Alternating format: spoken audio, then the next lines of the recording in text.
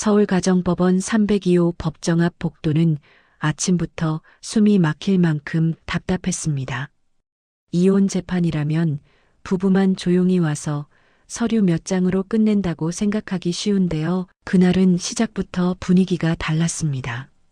엘리베이터 문이 열리자마자 양쪽에서 서로를 향해 눈을 부라리는 시선이 튀었고 복도 바닥에 깔린 대리석이 차갑게 느껴질 정도로 공기가 얼어붙어 있었습니다. 복도 한쪽에는 남편 쪽 가족이, 다른 쪽에는 아내 쪽 가족이 서 있었는데 그 모습이 마치 장례식장 조문줄처럼 길고 팽팽했습니다. 서로 말은 하지 않으면서도 누가 먼저 건드리면 바로 터질 것 같은 기세였죠. 당사자들은 부모들 뒤에 반쯤 숨어 있었습니다. 눈을 마주치면 더 아플까 봐서인지 아니면 이미 너무 많은 말을 주고받아 더는 남은 말이 없는지 두 사람은 서로를 보지 못한 채 바닥만 바라봤습니다. 남편은 최준호, 42입니다. 대기업 협력업체 영업팀장으로 일했고 겉으로 보면 단정한 셔츠에 검은 코트를 걸친 평범한 직장인이었습니다. 하지만 가까이서 보면 손톱을 심하게 물어뜯은 흔적이 있었고 목덜미에는 땀이 배어 있었습니다. 아내는 박서연, 39입니다. 결혼 전엔 어린이집 교사였고 아이를 낳은 뒤 전업주부로 살다가 다시 복직을 준비하던 사람이었죠. 서연은 낡은 가방을 가슴에 꼭 끌어안고 있었는데 그건 가방을 지키려는 게 아니라 마음이 무너지는 걸 막으려는 사람의 자세에 가까웠습니다. 두 사람은 결혼 13년 차였고 초등학교 5학년 딸 하나가 있었습니다. 그런데 그 딸 이야기가 나오기 시작하면 법정이 더 잔인해진다는 걸 두 사람은 이미 여러 번의 조정 과정에서 배워버린 상태였죠. 준호의 아버지 최명수는 69, 은퇴 후에도 동네에서 한마디 하면 사람들이 따라주는 타입이었습니다. 목소리가 크고 말끝이 날카로웠고 오늘만큼은 내 아들. 건드리면 가만 안 둔다는 기세가 얼굴에 그대로 적혀 있었습니다. 준호의 어머니 한경자 67은 아들만 생각하면 눈물부터 나는 사람이었습니다. 사위나 며느리 문제가 아니라 세상이 내 아들을 억울하게 만들었다고 믿는 얼굴이었죠. 반대로 서연의 아버지 박봉철은 72, 군인 출신이라 등이 꼿꼿했고 표정이 굳어 있었습니다. 말수가 적은 대신 한 번 입을 열면 상대를 찍어 누르는 단어만 골라서 말하는 사람이었죠. 서연의 어머니 이순떡 68은 이미 눈이 빨갛게 충혈되어 있었습니다. 딸이 울고 들어온 날부터 그 울음을 되갚아주겠다고 마음먹은 얼굴이었습니다. 법정 문 앞에서부터 싸움은 시작됐습니다. 시작은 사소한 말이었어요. 최명수가 복도 벽에 붙은 안내문을 보며 중얼거렸습니다. 요즘은 이혼도 사업처럼 하네. 그 한마디가 서연 쪽 귀에 들어갔고 이순덕이 바로 돌아섰습니다. 사업이요? 우리 딸 인생 망가진 게 사업입니까? 목소리가 커지자 사람들 시선이 몰렸고 최명수는 기다렸다는 듯 맞받았습니다. 당신 딸이 뭘 잘했는데 남의 집 아들 인생을 망쳐놓고. 그 순간 박봉철이 앞으로 나섰습니다. 그는 말없이 최명수 앞에 서기만 했는데도 복도가 좁아진 느낌이었습니다. 말 조심하시오. 박봉철의 짧은 경고에 최명수는 오히려 더 비웃었습니다. 조심은 당신네가 해야지. 우리 아들이 얼마나 참고 살았는데. 옆에서 준호가 아버지 팔을 잡고 아버지 제발 하고 말렸지만 최명수는 팔을 털어내며 고개도 안 돌렸습니다. 준호는 그 순간 깨달았습니다. 오늘 이 법정에서 싸우는 건 부부가 아니라 자기 자식이 지는 꼴을 못 보는 부모들이라는 걸요. 서연은 엄마의 소매를 살짝 잡았습니다. 엄마, 제발 그냥 들어가자. 서연은 목소리를 최대한 낮췄지만 이순덕은 낮게 말하는 법을 잊은 사람처럼 보였습니다. 너는 가만히 있어. 오늘은 엄마가 다 말해줄 거야. 그 말이 서연을 살리는 게 아니라 묶어두는 줄처럼 느껴져서 서연은 눈을 감았다 떴습니다. 준호도 마찬가지였습니다. 아버지가 우리 아들은 잘못 없다는 말을 할 때마다 준호의 가슴은 철렁 내려앉았습니다. 준호는 잘못이 없어서가 아니라 잘못이 너무 많아서 숨고 싶은 얼굴이었거든요. 서연도 피해자라서가 아니라 피해자가 되지 않으려고 버텼다가 결국 무너진 사람이었고요. 그런데 부모들은 그 복잡한 삶을 단 두 문장으로 눌러버렸습니다. 우리 아들은 잘못 없다. 우리 딸은 피해자다. 그 두 문장이 복도 바닥을 굴러다니는 돌멩이처럼 서로를 찍어 눌렀습니다. 법정 문이 열리고 사람들이 안으로 들어갔습니다. 법정 안은 차가운 조명과 회색 벽이 사람의 감정을 더 날카롭게 만들었습니다. 방청석에도 사람들이 제법 앉아 있었어요. 친척도 있었고, 같은 날 다른 사건을 기다리는 사람도 있었고, 어떤 사람은 요즘 이혼 재판이 드라마 같다더라는 말에 진짜 구경하러 온 눈빛이었습니다. 그 시선들이 준호와 서연의 등에 붙는 순간 두 사람은 자신들의 사생활이 이미 남의 구경거리가 되어버렸다는 사실을 다시 한번 실감했죠. 법원 직원이 휴대폰은 무음으로 큰 소리 내면 퇴정이라고 안내했지만 이미 복도에서 달아오른 목소리는 쉽게 식지 않았습니다. 잠시 후 판사 강도연이 입정하자 모두 일어섰습니다. 강도연 판사는 54, 표정이 단단하고 말이 짧은 사람으로 알려져 있었습니다. 그는 양측 가족을 한 번씩 훑어보더니 서류를 넘기며 낮은 목소리로 시작했습니다. 사건 번호 2026드단 최준호, 박서연. 이혼 및 친권자 지정 사건 진행하겠습니다.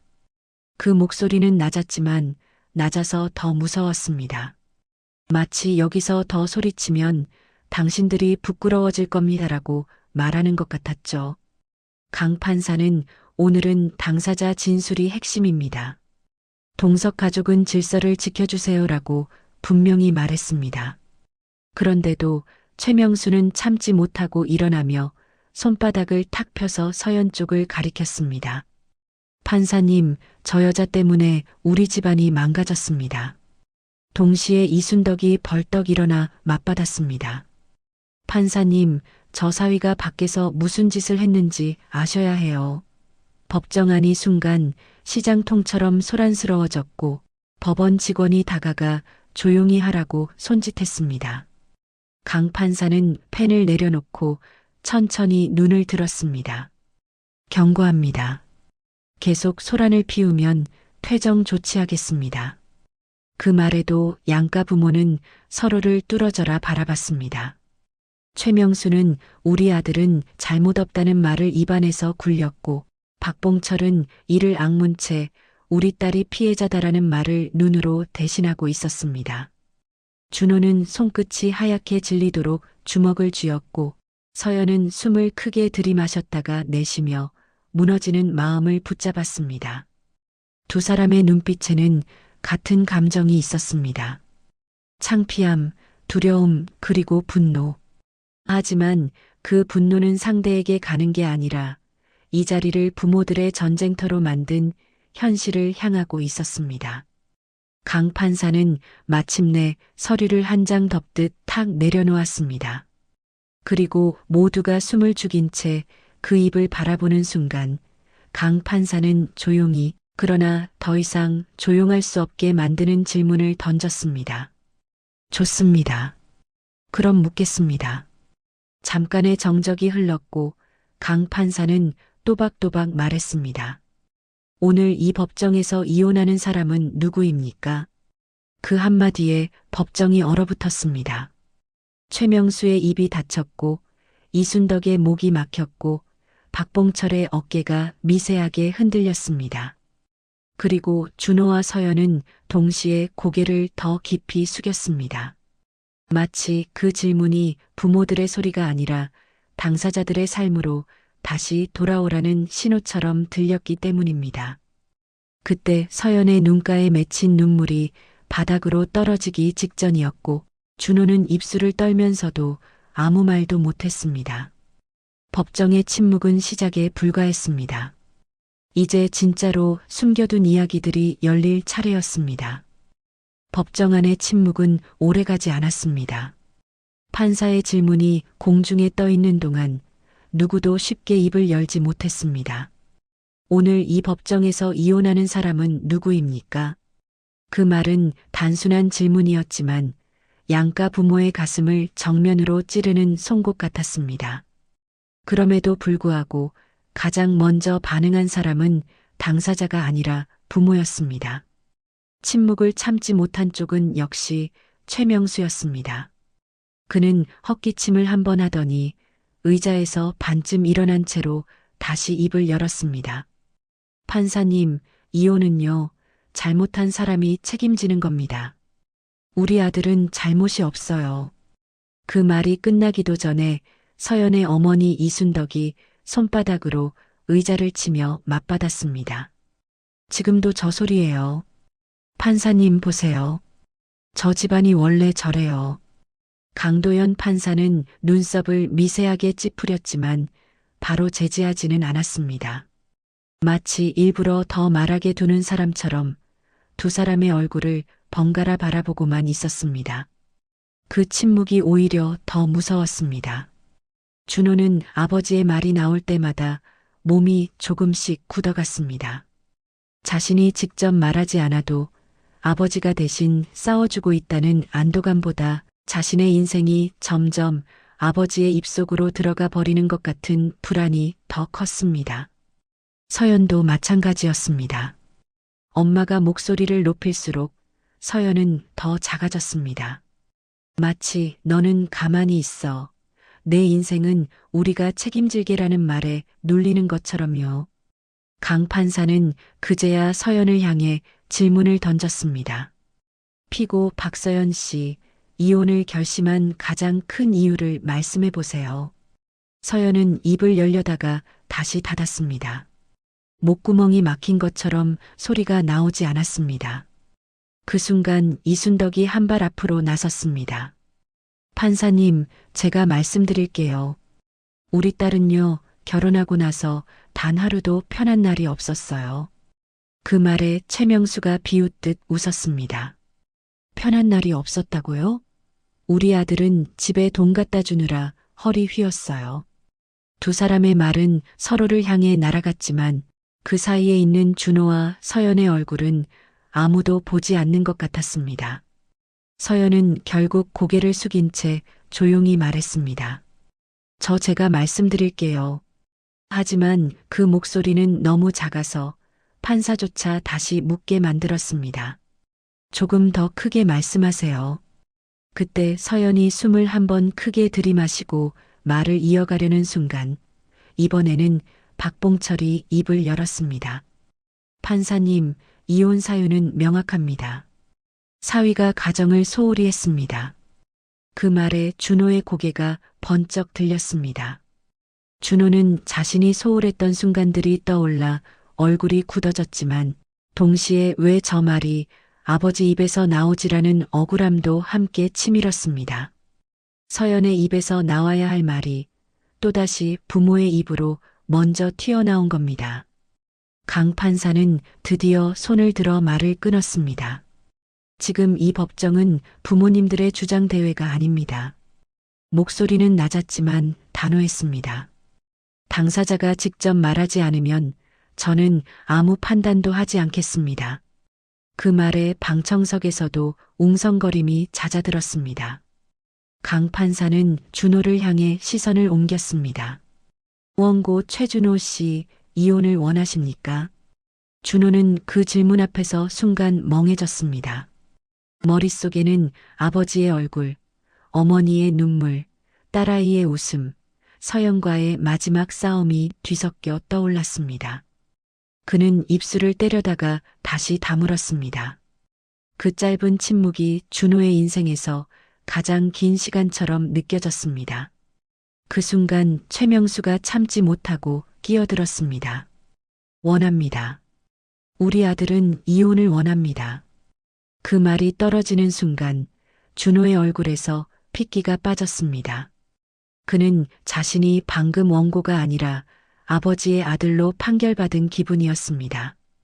강 판사는 고개를 천천히 저었습니다. 최명수 씨 마지막 경고입니다. 하지만 이미 늦었습니다. 이순덕도 물러서지 않았습니다. 우리 딸도 원해요. 이렇게 사느니 차라리 끝내는 게 낫습니다. 그 말에 서연의 눈이 커졌습니다. 그건 서연이 하고 싶었던 말이기도 했지만 동시에 서연이 가장 듣고 싶지 않았던 말이기도 했습니다. 강 판사는 깊은 숨을 내쉬었습니다. 그리고는 서류를 다시 넘기며 말했습니다. 좋습니다. 그럼 다음 질문입니다. 판사는 천천히 고개를 들어 네 사람을 번갈아 보았습니다. 이혼 후 아이는 누구와 살게 할 생각입니까? 그 질문이 나오자 공기가 다시 얼어붙었습니다. 부모들의 표정이 동시에 바뀌었습니다. 아까까지는 누가 잘못했느냐를 두고 싸우던 얼굴들이 이제는 누가 아이를 가져가느냐를 계산하는 얼굴로 바뀐 겁니다.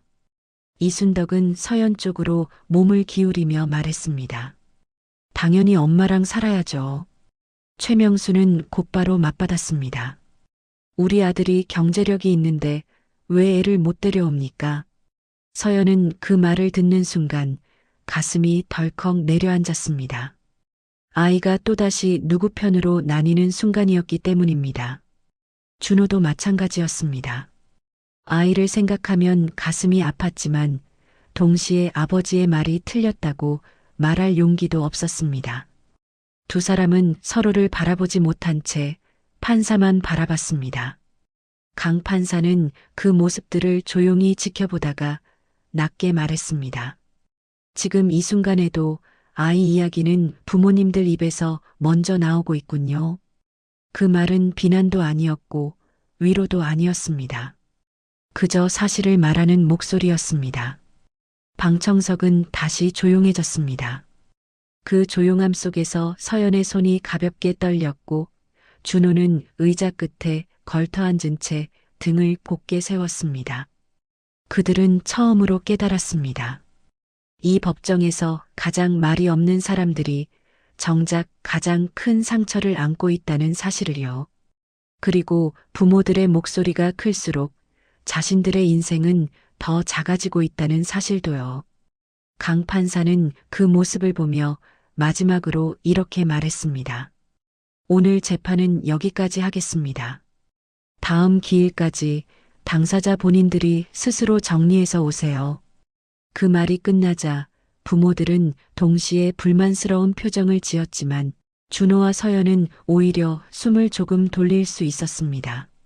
적어도 다음에는 자신들의 말로 이혼을 말할 수 있을지도 모른다는 희미한 기대가 생겼기 때문입니다. 하지만 그 기대조차 아직은 너무 연약해 보였습니다.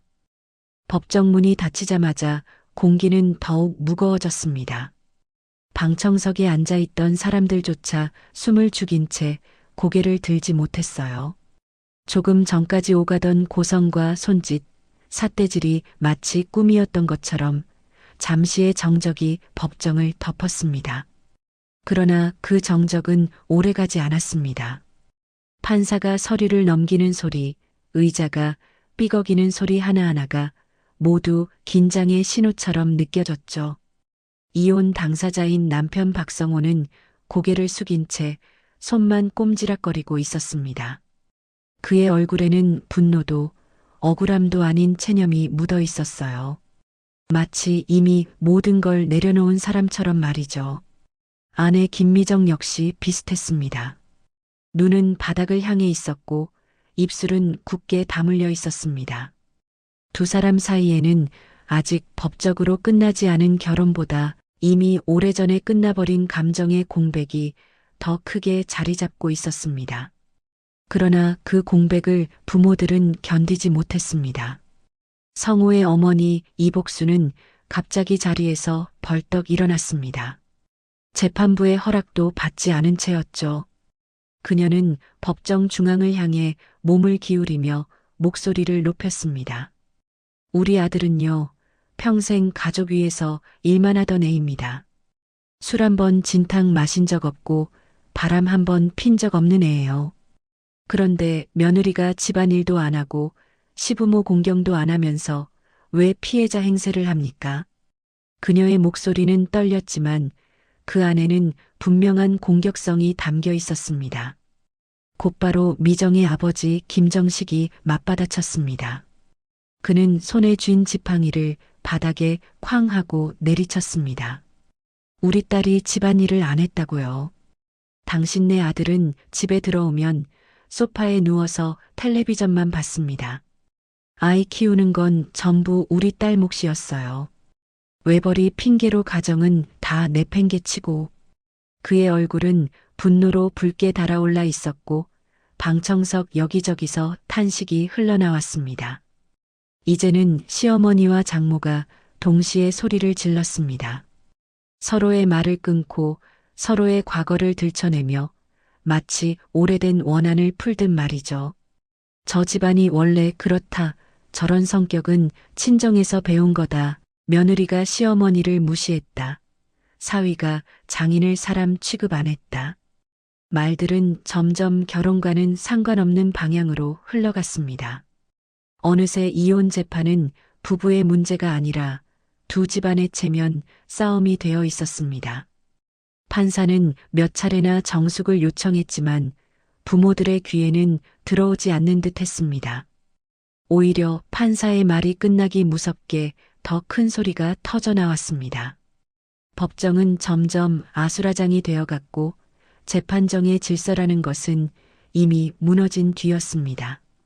그 와중에 성우와 미정은 여전히 아무 말도 하지 않았습니다. 그들의 침묵은 오히려 더 크게 다가왔습니다. 마치 이 모든 싸움이 자신들과는 상관없는 일처럼 느껴질 정도였죠. 미정은 잠시 고개를 들었다가 부모들의 얼굴을 차례로 바라봤습니다. 그리고 다시 천천히 눈을 내리깔았습니다. 그녀의 눈가에는 눈물이 고여 있었지만 끝내 흘러내리지는 않았습니다. 성우 역시 어머니의 고함을 들으며 입술을 깨물었지만 단 한마디도 하지 않았습니다. 부모들은 자기 자식을 위한다고 외치고 있었지만 정작 그 자식들은 점점 더 작아지고 있었습니다. 방청석에 앉아있던 한 노인은 작은 목소리로 중얼거렸습니다. 이혼은 부부가 하는 건데 왜 부모들이 싸우는 거야? 그 말은 너무나 단순했지만 법정 안의 모든 상황을 정확히 꿰뚫고 있었습니다. 하지만 그 말은 아무에게도 닿지 않았습니다. 부모들의 귀에는 오직 자기 주장만 울리고 있었으니까요.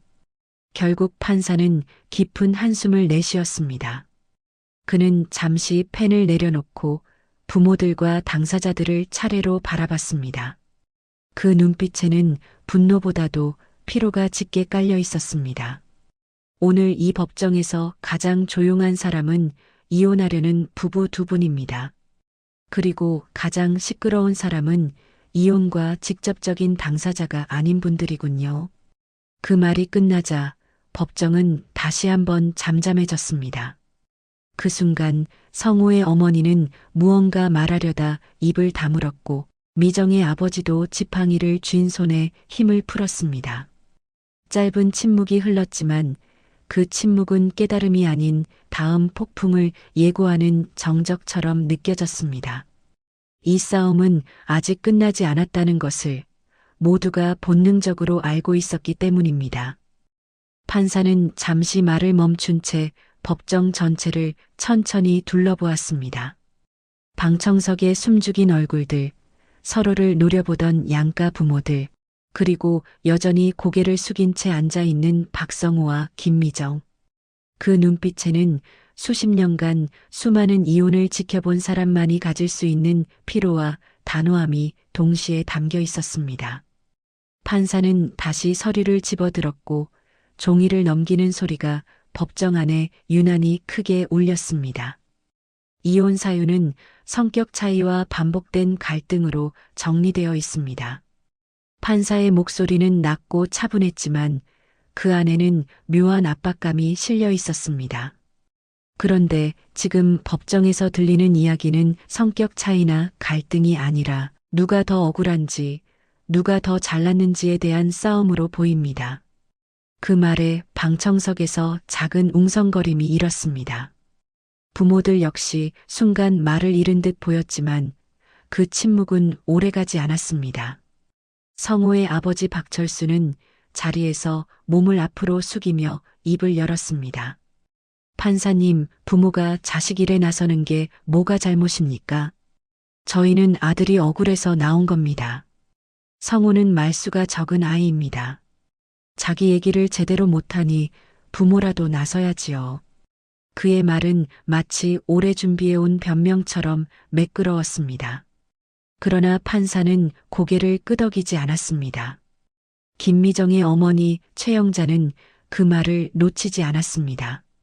억울하다고요. 우리 딸은 결혼하고 나서 친정에 와서도 웃지를 못했습니다. 그게 억울한 사람의 얼굴입니까? 그녀의 눈에는 눈물이 맺혀 있었지만 목소리는 또렷했습니다. 저희 딸은 참는 성격이에요. 말 안 하고 속으로만 삼키는 애라고요. 그 말이 끝나자마자 양쪽 부모들의 시선이 다시 불꽃처럼 부딪혔습니다. 판사는 손바닥을 들어 올려 조용히 하라는 신호를 보냈습니다. 그리고 이번에는 당사자를 바라봤습니다. 박성호 씨, 김미정 씨, 두 분께 묻겠습니다. 지금 이 법정에서 가장 하고 싶은 말이 무엇입니까? 그 질문은 마치 벼락처럼 떨어졌습니다. 부모들은 동시에 고개를 돌려 자식들을 바라봤고 방청석에서도 긴 숨을 삼키는 소리가 들렸습니다. 잠시 침묵이 흘렀습니다. 성호는 입술을 몇 번이나 달싹였지만 쉽게 말을 꺼내지 못했습니다. 그동안 부모가 대신 말해주는데 익숙해진 사람처럼 보였습니다. 미정 역시 손을 꼭 쥔 채 고개를 들지 않았습니다. 판사는 재촉하지 않았습니다. 그 침묵 자체가 이미 많은 것을 말해주고 있다는 듯 그저 기다렸습니다. 먼저 입을 연 것은 미정이었습니다. 그녀는 천천히 고개를 들었습니다. 눈은 붉게 충혈되어 있었지만 목소리는 생각보다 차분했습니다. 저는요, 이혼하고 싶습니다. 그 한마디에 법정이 술렁였습니다. 부모들 중 누군가는 놀란 듯 숨을 들이켰고 누군가는 당장이라도 말리려는 표정을 지었습니다. 하지만 미정은 멈추지 않았습니다.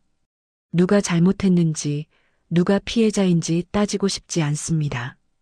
저는 더 이상 이 결혼 안에서 제 자리를 찾을 수 없어요. 그녀는 잠시 숨을 고른 뒤 말을 이었습니다. 결혼하고 나서 가장 힘들었던 건 남편이 아니라 양쪽 부모님들이었습니다. 그 말에 부모들의 얼굴이 굳어갔습니다. 성호의 어머니는 자리에서 몸을 움찔했고 미정의 어머니 역시 입술을 깨물었습니다. 미정의 말이 끝나자 이번에는 성호가 천천히 고개를 들었습니다. 그는 깊은 한숨을 내쉬며 입을 열었습니다. 저도 같은 생각입니다. 그의 목소리는 작았지만 분명했습니다. 저는 아내와 둘이서 문제를 해결해 보고 싶었습니다. 그런데 문제가 생길 때마다 부모님들이 나서셨고 그때마다 더 커졌습니다. 그는 말을 하면서도 부모 쪽을 제대로 바라보지 못했습니다. 그 눈빛에는 미안함과 두려움이 뒤섞여 있었습니다. 법정 안은 다시 정적에 휩싸였습니다. 이번 침묵은 아까와 달랐습니다. 부모들의 고성이 사라진 자리에는 자식들의 솔직한 고백이 남아 있었습니다. 판사는 천천히 고개를 끄덕였습니다. 그는 펜을 내려놓고 다시 부모들을 바라봤습니다. 그리고 낮지만 단호한 목소리로 말했습니다. 지금 들으셨습니까? 이혼의 이유를 가장 정확히 말한 사람들은 부모가 아니라 당사자들입니다. 그 말이 끝나자 부모들의 얼굴에는 처음으로 당황한 기색이 떠올랐습니다. 그들은 여전히 자식을 위한다고 믿고 있었지만 그 믿음이 자식들에게는 족쇄가 되어 왔다는 사실을 이제야 마주하게 된 듯 보였습니다. 법정 안에는 더 이상 고성이 울리지 않았지만 그 대신 무거운 후회와 깨달음이 천천히 내려앉고 있었습니다. 이 재판은 이제 막 진짜 중심으로 들어가고 있었습니다. 재판부가 잠시 휴정을 선언하자 법정 안의 공기는 느슨해지는 듯 했지만 실상은 정반대였습니다. 오히려 그동안 억눌려 있던 감정들이 한꺼번에 터질 준비를 하고 있는 것처럼 보였죠. 판사가 퇴정하자마자 방청석에서는 낮은 탄식과 수군거림이 동시에 흘러나왔고 경위들이 재빨리 통로를 정리했지만 양가 부모들의 얼굴에는 여전히 분이 가시지 않은 기색이 역력했습니다. 박성호의 어머니 이복수는 의자를 밀치듯 일어나며 아들의 팔을 붙잡았습니다. 성호야, 너 지금 무슨 소리 한 거니? 부모가 너 위해서 나선 게 그렇게 잘못이야. 그녀의 목소리는 떨렸고 그 떨림에는 분노보다도 배신감이 더 짙게 섞여 있었습니다. 평생 아들을 위해 희생했다고 믿어온 사람이 처음으로 자신의 존재를 부정당했다고 느낀 순간이었죠. 성호는 어머니의 손을 천천히 떼어냈습니다. 그의 얼굴에는 피로가 가득했습니다. 엄마, 지금은 그 얘기할 때가 아니에요. 그 말은 조심스러웠지만 단호했습니다. 그동안 한 번도 제대로 반항하지 않았던 아들의 태도에 이복수는 더 크게 숨을 들이켰습니다. 그녀는 마치 뭔가를 더 말하려다 꾹 참는 사람처럼 입술을 깨물었습니다. 반대편에서는 김미정의 어머니 최영자가 딸을 끌어안고 있었습니다. 미정아, 내가 너무 착해서 그래. 왜 내가 참고만 살아야 해? 그녀는 딸의 머리를 쓰다듬으며 말했지만 그 눈빛에는 여전히 사위와 그 집안을 향한 적개심이 가득했습니다. 김미정은 잠시 어머니의 품에 안겨 있다가 조용히 몸을 떼어냈습니다. 엄마, 나 이제 그만하고 싶어. 그녀의 말은 작았지만 그동안 쌓인 모든 피로가 담겨 있었습니다. 복도는 점점 시끄러워졌습니다. 법정 안에서는 판사의 한마디로 침묵했던 사람들이 문 하나를 사이에 두고 다시 본색을 드러내고 있었죠. 박성호의 아버지 박철수는 김미정의 아버지 김정식을 노려보며 낮지만 날선 목소리로 말했습니다. 결국 이렇게 될 줄 알았어. 딸을 너무 끼고 도는 집안은 문제야. 그 말에 김정식의 얼굴이 굳어졌습니다. 그는 지팡이를 꽉 쥔 채 한 발 앞으로 나섰습니다. 우리 딸 인생 망가뜨려 놓고도 그런 소리가 나옵니까? 순간 경위들이 두 사람 사이로 들어왔습니다. 더 큰 충돌을 막기 위해서였죠. 하지만 말은 이미 칼날처럼 오가고 있었습니다.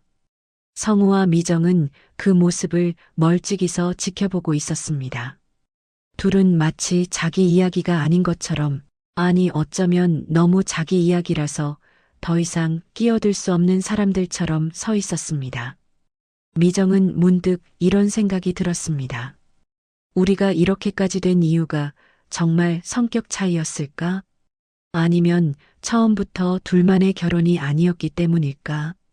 결혼식 준비부터 아이 문제, 집 문제, 명절 문제까지 모든 순간마다 부모들의 의견이 먼저였고 그 의견을 거스르는 것은 불효나 이기심으로 취급받았습니다. 그렇게 둘은 조금씩 말수가 줄어들었고 결국 서로의 편이 되어주지 못한 채 여기까지 와버린 것이었습니다. 성우 역시 같은 생각을 하고 있었습니다. 그는 아버지와 어머니가 싸우는 모습을 보며 처음으로 이혼이 끝이 아니라 시작일지도 모른다는 느낌을 받았습니다. 부모의 기대에서 벗어나야만 비로소 자기 인생을 살 수 있을지도 모른다는 생각이 들었죠. 그러나 그 시작은 너무나 쓰라렸습니다. 부모를 상처 입히고 아내를 잃고 스스로도 무너져야 하는 길이었으니까요. 그때 미정이 조용히 입을 열었습니다. 여기서 더 싸워봤자 아무것도 안 바뀌어요. 그녀의 목소리는 크지 않았지만 복도에 있던 모두의 귀에 또렷이 들렸습니다. 부모들은 잠시 말을 멈췄고 시선이 동시에 미정에게 향했습니다. 미정은 깊은 숨을 들이쉬었습니다. 오늘 재판에서 느꼈어요. 우리가 왜 여기까지 왔는지, 그리고 이 싸움이 계속되면 정말 아무것도 남지 않을 거라는 것도요. 그 말은 부모들의 가슴에 바로 닿지는 않았습니다. 하지만 적어도 모두를 잠시 멈추게 할 힘은 있었습니다. 경위는 그 틈을 놓치지 않고 휴정 시간을 알렸고 사람들은 하나둘씩 자리를 옮겼습니다. 복도에 남은 것은 무거운 침묵과 쉽게 사라지지 않을 감정의 잔해뿐이었습니다. 이혼 재판은 아직 끝나지 않았습니다. 그러나 법정 밖에서 벌어진 이 전쟁은 이미 많은 것을 바꿔놓고 있었습니다. 부모들은 처음으로 자식이 자신들의 소유가 아니라는 사실을 마주하고 있었고 성우와 미정은 처음으로 부모의 그림자 없이 서 있으려 애쓰고 있었습니다. 이 싸움의 끝에서 누가 이기고 질지는 아직 알 수 없었습니다. 다만 분명한 것은 다음 재판에서는 더 이상 예전과 같은 방식으로 돌아갈 수 없다는 사실이었습니다. 모든 사람의 마음속에 되돌릴 수 없는 균열이 생겨버렸으니까요. 재판이 다시 시작되자 법정 안의 공기는 이전보다 더 무거워져 있었습니다. 휴정 시간 동안 복도에서 벌어진 소란이 아직도 사람들의 얼굴에 그대로 남아 있었기 때문이죠. 양가 부모들은 자리에 앉아 있었지만 자세는 모두 굳어 있었고 서로를 향한 시선에는 여전히 날이 서 있었습니다. 그러나 이전과 달리 아무도 먼저 입을 열지 않았습니다. 방금 전까지 목이 터져라 외치던 사람들이 맞나 싶을 정도로 법정은 숨소리마저 조심스러운 공간이 되어 있었습니다. 판사는 천천히 입을 열었습니다. 이번에는 서류를 보지 않았습니다. 그는 펜도 내려놓은 채 재판정에 앉아 있는 사람들을 하나하나 바라봤습니다. 그 시선은 양가 부모를 오래 머물렀고 그 다음에야 성우와 미정에게로 옮겨갔습니다. 오늘 이 재판은 이혼을 결정하기 위한 자리입니다. 하지만 저는 지금까지 부부의 이야기를 충분히 듣지 못했습니다. 대신 부모님의 이야기를 너무 많이 들었습니다. 그 말은 조용했지만 법정 전체를 꿰뚫는 힘이 있었습니다.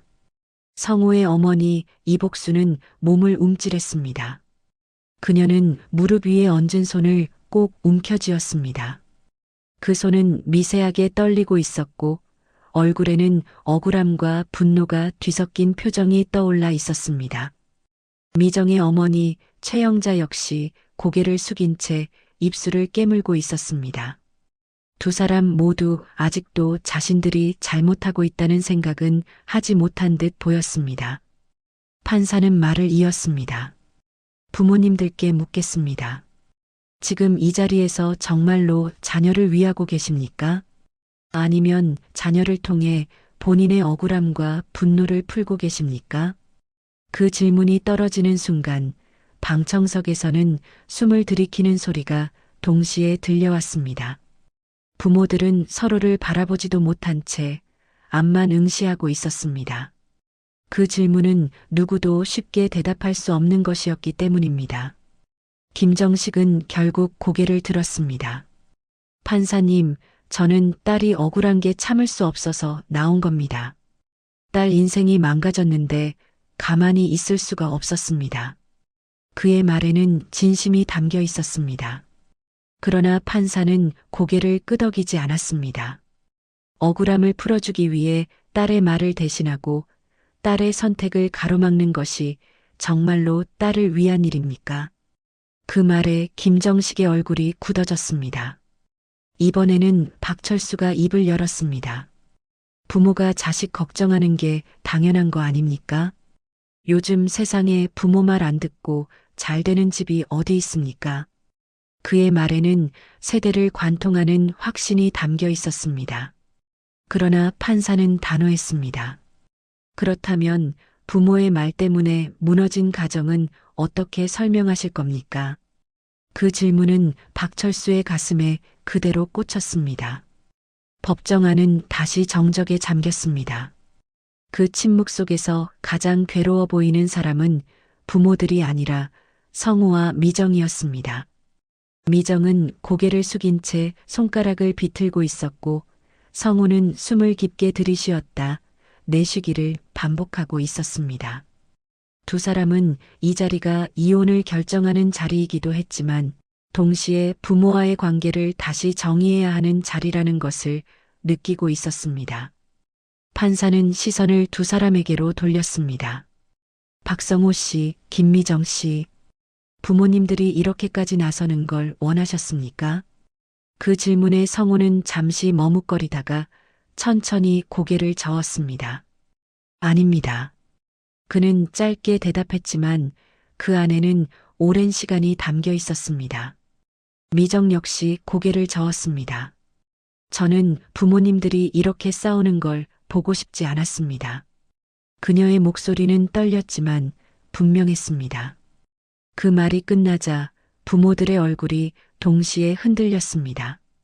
그동안 자신들이 자녀를 위해 싸우고 있다고 믿어왔던 믿음이 처음으로 금이 가는 순간이었죠. 판사는 그 모습을 놓치지 않았습니다. 그는 조용히 말을 이었습니다. 이혼은 실패가 아닙니다. 그러나 부모가 자녀의 인생을 대신 살려고 할 때, 그때는 모두가 실패자가 됩니다. 그 한마디는 법정 안에 깊게 울려 퍼졌습니다. 방청석에 앉아있던 노인들 중 몇몇은 고개를 끄덕였고 누군가는 조용히 한숨을 내쉬었습니다. 이 재판은 단순한 이혼 재판이 아니었습니다. 부모 세대와 자녀 세대가 서로를 이해하지 못한 채 쌓아온 갈등이 지금 이 자리에서 그대로 드러나고 있었습니다. 판사는 재판을 다음 기일로 넘기며 말했습니다. 다음 재판에서는 부모님들의 발언을 제한하겠습니다. 이혼의 주인공은 부부입니다. 그 결정도 책임도 그들 몫입니다. 그 선언이 끝나자 법정 안에는 묘한 공기가 흘렀습니다. 부모들은 처음으로 완전히 배제될지도 모른다는 현실을 마주했고 성우와 미정은 처음으로 스스로 선택해야 하는 자리 앞에 서게 된 것이었습니다. 재판정 문이 열리자 모두가 자리에서 일어났습니다. 부모들은 말없이 걸어나갔고 성우와 미정은 잠시나마 서로를 바라봤습니다. 그 눈빛에는 원망보다도 두려움이 더 크게 담겨 있었습니다.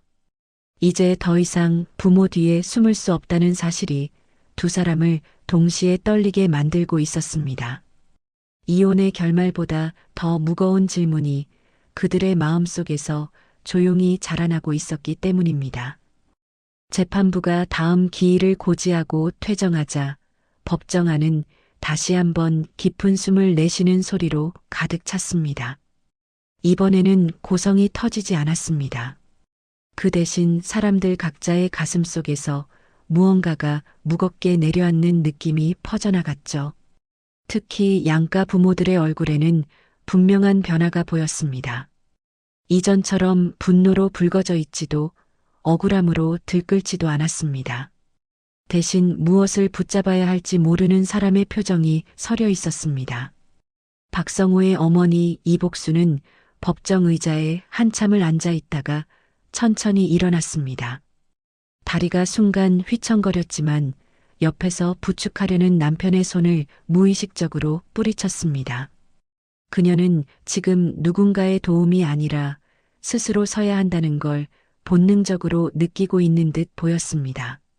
성우는 그런 어머니의 뒷모습을 바라보다가 처음으로 아무 말도 하지 않았습니다. 위로도 변명도 하지 않은 채 말이죠. 미정의 어머니 최영자는 딸을 바라보려다 고개를 돌렸습니다. 딸의 눈과 마주치는 것이 두려웠던 것입니다. 혹시라도 딸의 눈에서 원망을 보게 될까봐, 혹은 자신이 그 원망의 이유라는 걸 확인하게 될까봐 말이죠. 그녀는 딸의 인생을 지켜주기 위해 여기까지 왔다고 믿어왔습니다. 그러나 판사의 말이 귓가에 계속 맴돌고 있었습니다. 자녀를 위한다는 이름으로 자녀의 선택을 대신하고 있지는 않았습니까? 법정 밖 복도로 나오자 공기는 조금 더 가벼워졌지만 분위기는 오히려 더 무거웠습니다.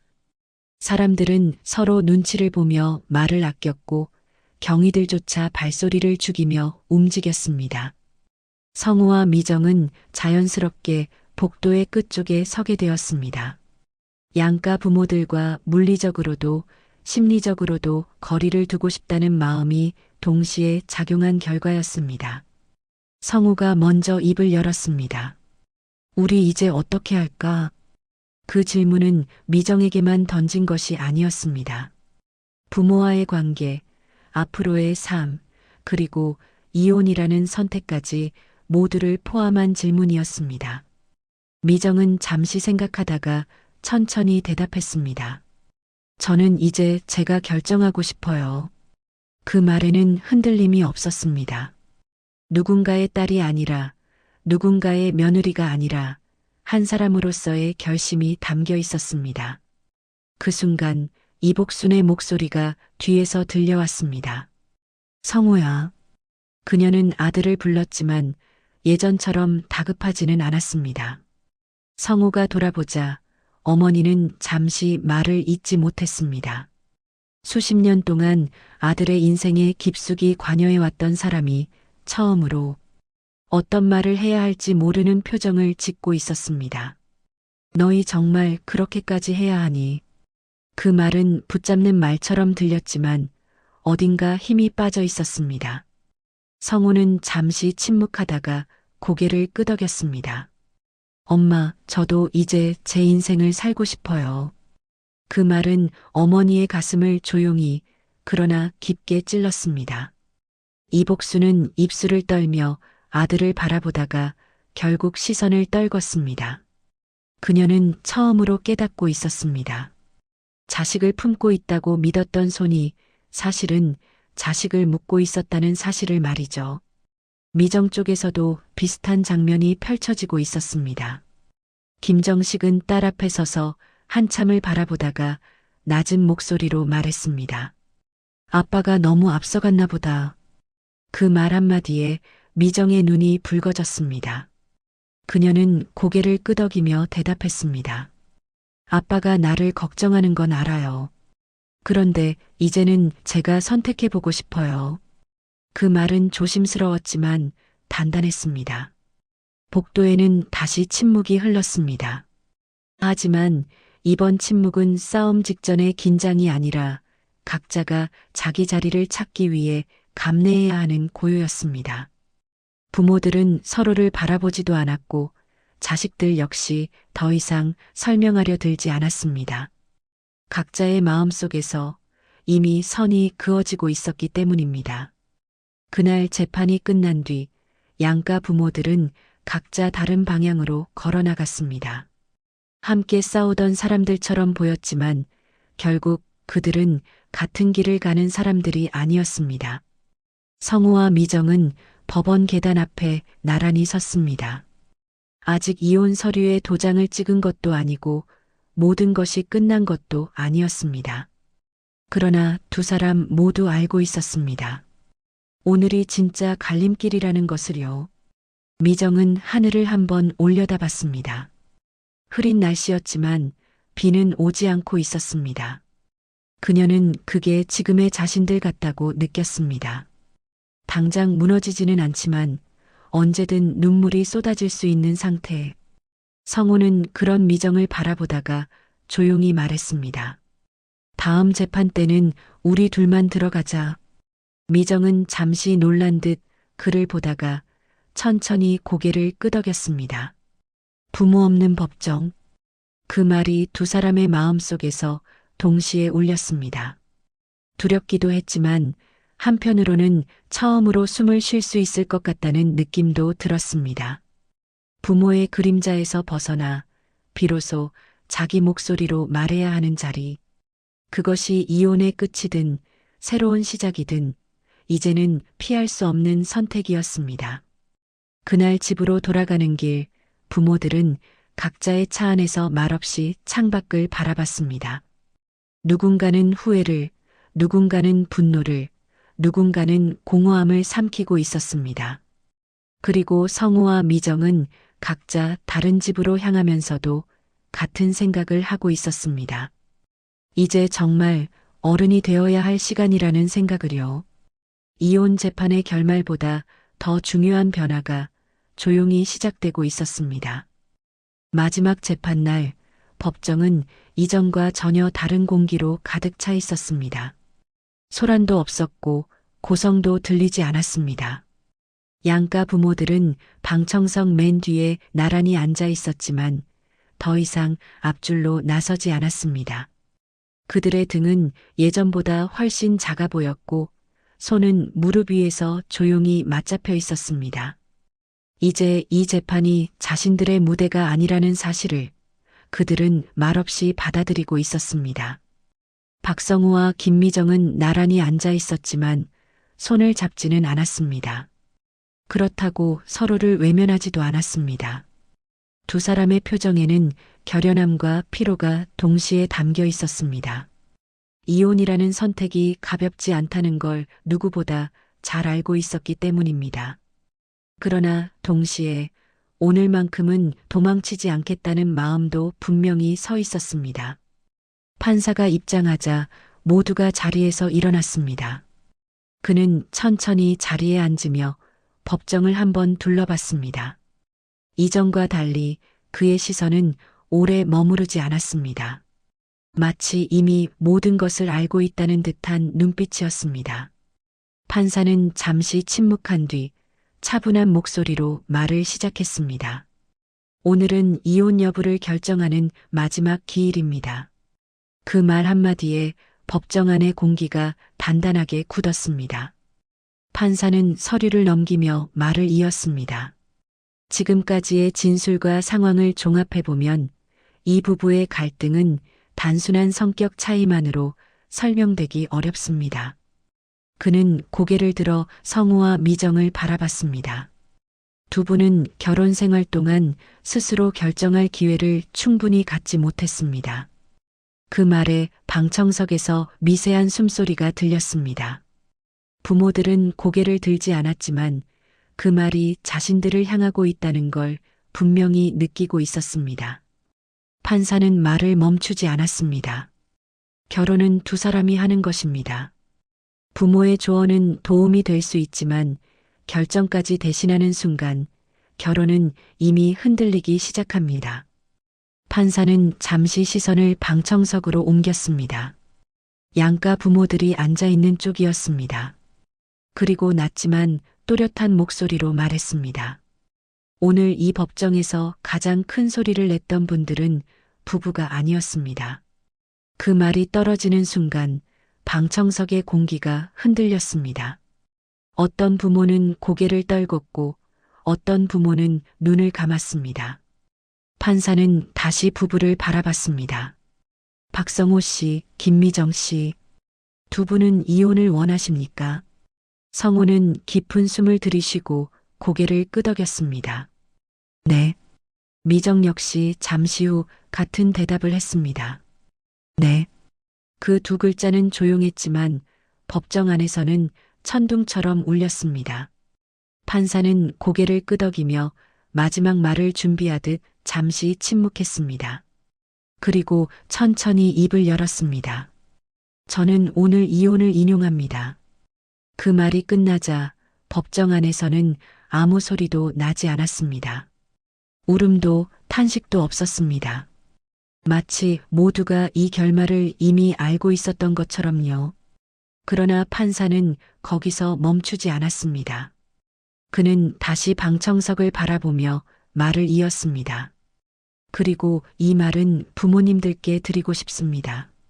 그 순간 부모들의 어깨가 동시에 굳어졌습니다. 자녀의 인생을 대신 살아줄 수는 없습니다. 자녀가 넘어질 때 손을 잡아줄 수는 있지만 대신 걸어줄 수는 없습니다.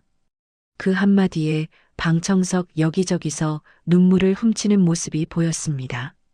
이복수는 손등으로 눈가를 닦으며 고개를 숙였고 최영자는 입술을 떨며 딸의 뒷모습을 바라봤습니다. 그제야 그들은 깨닫고 있었습니다. 지금까지 법정에서 외쳐온 말들이 자녀를 보호하는 방패가 아니라 가두는 벽이었을지도 모른다는 사실을요. 성우와 미정은 자리에서 일어났습니다. 두 사람은 서로를 바라봤고 아주 짧게 고개를 끄덕였습니다. 그 안에는 원망도 미련도 아닌 묘한 존중이 담겨 있었습니다. 함께 살지는 못했지만 적어도 서로의 선택을 인정하게 된 순간이었습니다. 법정을 나서며 성우는 어머니 앞에 잠시 멈춰 섰습니다. 어머니는 아무 말도 하지 못한 채 아들을 바라봤습니다. 성우는 조용히 말했습니다. 엄마, 이제는 걱정 말아요. 어머니는 대답 대신 고개를 끄덕였습니다. 그 고개 끄덕임에는 처음으로 아들의 인생을 내려놓는 사람의 체념과 사랑이 함께 담겨 있었습니다. 미정 역시 아버지 앞에 섰습니다. 김정식은 딸을 바라보다가 낮은 목소리로 말했습니다. 이제는 내가 알아서 살아라. 미정은 그 말에 처음으로 웃었습니다. 아주 작고 조심스러운 웃음이었지만 그 웃음은 오랜 시간 짓지 못했던 것이었습니다. 법원 밖으로 나왔을 때 하늘은 맑게 개어 있었습니다. 성우와 미정은 각자 다른 방향으로 걸어갔습니다. 같은 출발점에서 다른 길을 선택한 두 사람처럼 부모들 역시 각자의 자리로 돌아갔습니다. 오늘의 재판은 한 부부의 이혼으로 끝났지만 동시에 여러 부모들에게는 늦은 깨달음의 시작이기도 했습니다.